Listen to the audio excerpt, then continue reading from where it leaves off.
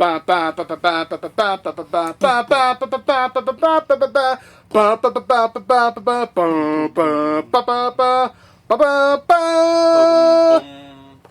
and welcome to the next episode of Matt and Todd Go to the Movies, the podcast where Matt and Todd and a mystery guest watched a movie today, and then we're going to rate it, talk about it. Should you see the movie? Should you not see the movie? I'm going to try to answer all those important questions. Today's going to be a little bit different, but I'll let Matt explain that. I am Todd Domer. And I'm Matt Malloy, and yes, welcome to another episode. And I believe for most movie fans, Todd's intro music would be enough to tell you something about the movie that we have watched. But before I announce what that is, I will announce that we have a special guest, Eden Cummins, who's with us. Say hello, please. Hello! There she is, and we will all be talking about this movie today. And the movie is Rocky.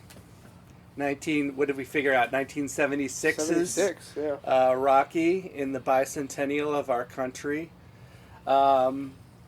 America. Yes. According to 1975. according to the HBO Max. Yeah, it's 76 in IMDb.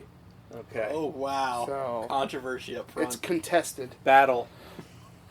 Well, the movie is set in 1976. Well, no, that's not even true. It's set partially in 1975. The Right. fight happens in 1976. So. Correct. So there you have it.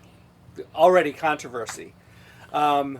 So we watched Rocky, and we're going to talk about that.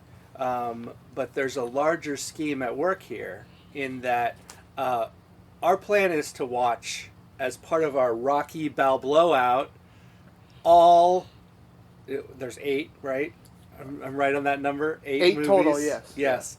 We're going to watch 8 movies, not all today, but we are going to watch all 8, and we are going to make an episodic podcast for each movie.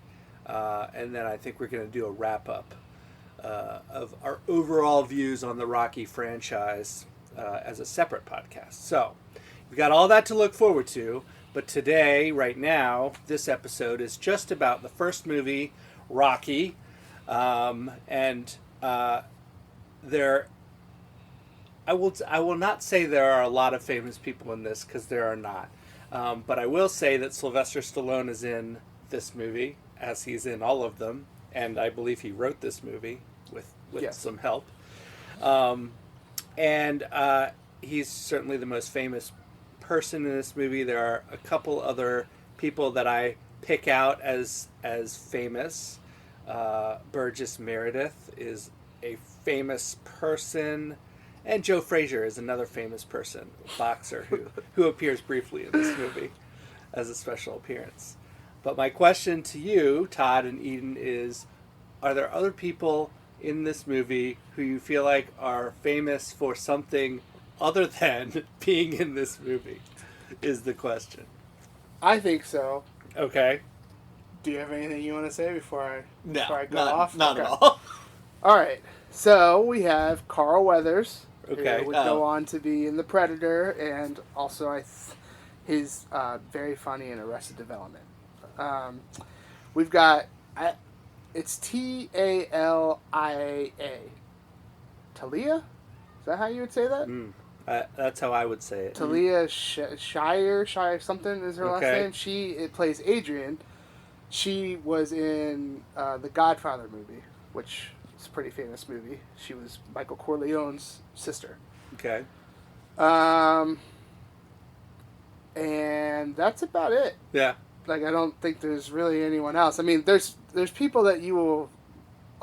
Burt Young, who plays Paulie, he's been in a couple of different things, but I don't know if he's, like, so famous that anyone recognizes him from not Rocky. Right. Except for me, who recognizes from Back to School with Rodney Dangerfield. He was a chauffeur for the movie. Well, that's an important role. Yeah. We can't just dismiss that out of hand. And then there's other actors and characters in this first movie that will be here for almost all the movies. Right. So, but, whatever. Right. Okay. So there's your notables from that short synopsis of Rocky if you've never seen it. Basically, Rocky Balboa is this what does he call himself? A bum. A ham and eggs fighter. Ham and egger. Ham and egger. So he's like a minor fighter, fighting in the Philadelphia area. You get to see one fight where he fights some other guy, and Spider Rico is Spider Rico is the guy. He fights him. He wins. That happens right at the beginning of the movie. And you know, this guy Rocky Balboa, he sort of has this other job as a loan shark heavy, and goes around and kind of recovers money for his boss and roughs people up when needed. Although we don't really see any of that in the movie. And then at the same time, he is wooing the sister of his friend Polly, who is Adrian, who works at a pet store. And there are many uncomfortable moments between them. Yeah. But really, the character of Rocky Balboa is a fairly uncomfortable person to watch. I'll say that. Fair. And so what happens next is that there is the heavyweight champion of the world decides, well, his fight is preempted by this challenger breaking his hand, and so he decides, he has this idea: I'm going to fight someone in Philadelphia, since it's like the bicentennial year and that's where the Liberty Bell is and all this stuff. I'm going to fight a local fighter and give them a shot at the championship belt.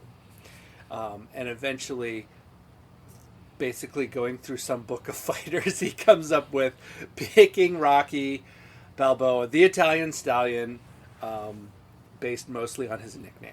Mm-hmm. Yep. And so then the rest of the movie is leading up to this fight. It's Rocky training. It's Apollo Creed, who's the champion, getting ready and sort of taking Rocky for granted as an easy victory. And then they have the fight, and they go 15 rounds. And I won't tell you what happens because we're spoiler free. But I was going to ask what our spoiler situation is for these movies, if there's a time limit on possible spoilers, because we have to be past it if there is. Yes, true. I will say no time limit on the spoiler of the actual outcome of the big fight at the end of each movie. Put it that way. All right, fair enough. So that's what happens in this movie, and Todd, I will throw it to you first for your thoughts on Rocky. Well, I don't think it's any secret for anyone who knows me to know that I am a big Rocky fan. I like all the movies in their own ways, even some of the weaker ones. So, I don't think there's going to be any surprises for me when I watch these and, like, change my stance on them. But I do have to admit that some scenes in this first movie were pretty uncomfortable of, Rocky being kind of forceful on a date and stuff like that. Mm-hmm. And, I don't know, but he helped her come out of her shell. I don't know. It's forcefulness with a happy ending, which is also kind of weird to me. Like, I don't know. So, Yeah, like in today's world, we would say there's some problematic behavior here. Yes. That is perhaps accepted, although still inappropriate for the time when the movie is set. Yes. Fair. That's a good wrap up of that, Matt. So I think there's a lot of good, besides the awkwardness, which we've touched on, and move that out of the way, unless someone else wants to talk about it. But I think there's a lot of really great things in this movie. I'm a huge fan of the script in this movie. There are some just genius lines in here that are just toss-away lines, but they're just so subtle and nice and just catch you off guard with either them being funny or them being, like, serious moments and, like, I don't know, good life advice that comes out of nowhere. I thought the acting is pretty good in this movie. Some people I think did really good, and some people I'm like, it's still good, but it's not the best. But I think some of that also gets caught up in the awkwardness. Like Paulie's character is not a likable character, so it's like I think Burt Young. Did I say his name was Burt Young? Mm-hmm. Yeah, I think Burt Young does a really good job of making you dislike him. So credit to that. I think this movie's got a really great score. I think the music is really good. Kind of, honestly, we're being introduced to music that still exists today and is timeless at this point. And honestly, this movie won Best Picture when it came out, and that says something to it too. So I'm a big fan. I had a good time watching this movie. I'm going to try to keep my responses pretty small because I can definitely ramble on a bit. So yeah, I'm a fan. I like this movie. I think this movie is. I used to probably say anyone should watch this. Now I'm like, maybe smaller kids probably shouldn't watch this movie for some of the other stuff that we've mentioned so far. But yeah, I'm a big fan. I'm going to pass it off to Matt. And I'm going to pass it right over to Eden if you're ready. That's what I was going to do, but okay. I didn't want to break our formula. No, it's fine. We're here in the moment making decisions. It's good. So, Eden, what are your thoughts on Rocky? We're going like so. We've done this kind of event 3 or 4 other times, like in the duration of our friendship. And this is probably the first time that I actually just sat and really watched it in years. And there's some things in it that did not age particularly well, but there are some things in it that are just really strong. The pacing is incredible. It's a 2-hour-long movie that just doesn't drag.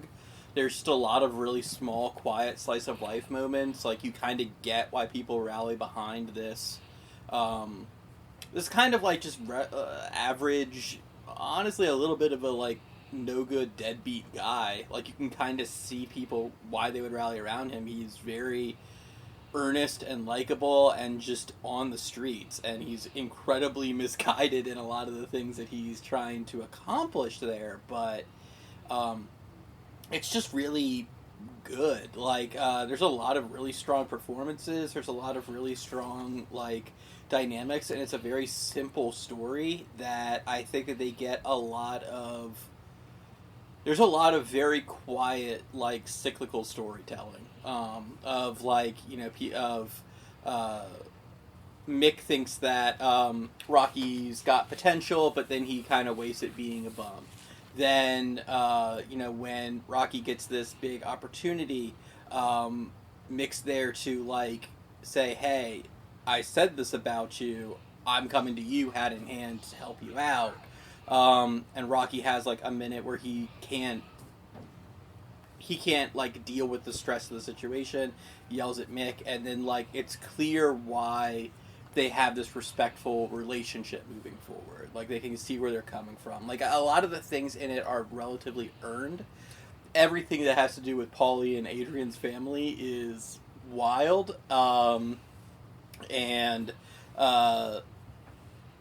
As it progresses, I just know it gets worse.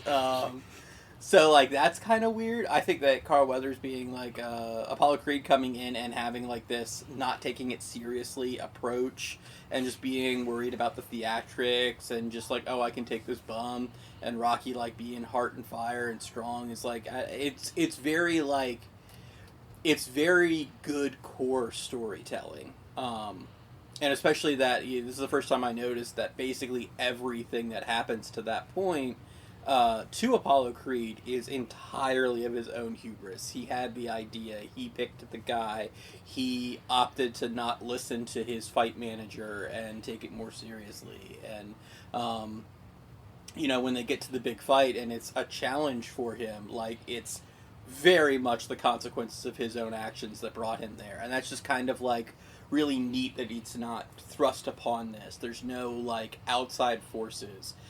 It's nice to see a movie with no villain and nobody who's really evil.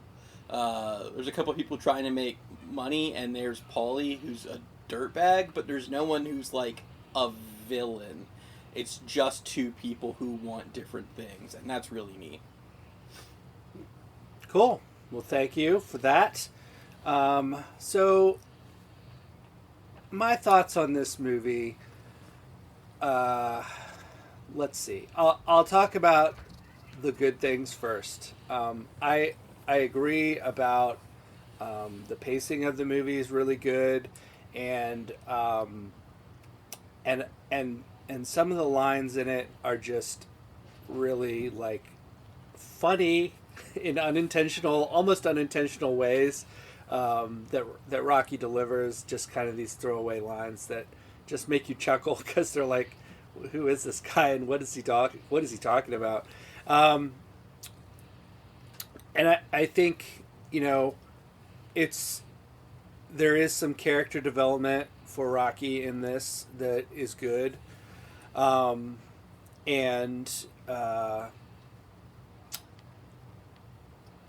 I do enjoy watching this movie. We've talked about the cringeworthy moments, and in general, even outside of like the sexual stuff that happens in this movie, I feel like Rocky is just a weird guy in a lot of ways. Well, he's got a relaxed brain. I mean, he's got a relaxed brain. He did say that in the movie. Yes. So there's plenty of good stuff here. The bad parts of this movie, or the less strong parts, I'll say, the fighting, the actual boxing, leaves a lot to be desired, I think. By today's standards, for sure. When you can obviously see people missing their punches to the point where you're not sure if it's supposed to be a good dodge by one guy or a strong hit by the other guy, I feel like that's a weakness of the movie that probably for the time was fine, and very, very in line with sort of the effects that we had and the physical fight scene type stuff of the day. But today I think it's a weakness. But we get to the end of this movie, and do I say I enjoyed it or didn't enjoy it? I'd say I enjoyed it, and I think that there are good parts, as I've mentioned. Do I think it's the greatest movie ever? No, I don't think it's the greatest movie ever. But there's plenty to enjoy here. I'll say that. Nice. Yeah. Well, we're going to move on to our rating time. Yes. How many bicentennial fights would you give this movie? 0 being the worst because then no one's fighting and everyone's bored. 5 being the best because then you get to sit through 5 fights. So, let's start with our guest. Eden? I'm going to go ahead and give it a 3.5 fights. Yeah, I think it's like definitely above average. I think that it is a timeless movie for a reason. And I think that it absolutely earns that. It deserves to be on the pedestal that it's on. But I think that it's just kind of aged to a point where some of it is a little trickier to watch than you would like, and like we talked about, the actual fights themselves being a little lackluster, I do think detract from the end of it. So I'm going to go with a 3.5. Nice. Okay. Matt? I will go with, I'm going to go with a 3.0. I still think this is a good movie. That's an above average score. But I think that though it is sort of this gritty slice of Philadelphia life, and we do have a character with a relaxed brain, I feel like there's a little bit too ramblingness, too much ramble in what happens at different points, and there's certain scenes that I could have just left out of the movie, like the whole scene where he's interrogating this girl on the street and telling her how to live her life. That we didn't need that part of it. But it is on brand for Rocky, so I guess. So yeah, it's a good movie. If you're a movie fan and you haven't seen Rocky, you need to watch it. You need to have that historical context in your library of movie viewing. But I will go with a 3 for this. Nice. Yeah, I'm gonna have a hard time rating these movies because it's like, what do I think it is, or what does my heart tell me it is? It's like what the problem I'm gonna have. You've got to follow your heart. That's fair. That's our podcast. It's gut reaction, and well, if I'm following my heart, which it seems like that's what I should do. Yeah. I don't. There might be only 1 or 2 of these next 8 movies that I'm gonna put below a 4, and the 2 might surprise you which ones I think go under. Okay. So I'm gonna. This is a strong start to the series. I'm gonna say a 4.0. Okay. The movie that made boxing pretty famous, but then everyone learned that Rocky boxing is not actual boxing, and so the whole world got real disappointed real fast. So that's where I'm at. Okay. Well, that's going to wrap up this episode of Matt and Todd Go to the Movies, where we review the movie Rocky with our special guest, Eden Cummins. Thank you for being with us. And we came up with an average rating of 3.5. The math was pretty easy on this. We had a 3, a 3.5, and a 4. So that all adds up to a 3.5 bicentennial boxing matches out of 5. And yeah, so that's where we stand. We're gonna make more in the Rocky Balboa series. So stay tuned for those downloads of subsequent Rocky films. And of course, in the meantime, we'll also be making other podcasts in our normal flow of seeing movies at the theater, as long as they keep making movies to go to the theater. It's going to get rough for a while. Yeah. And but anyway, thanks for listening. Please continue listening, and we'll see you next time. Da da da da da da da da da.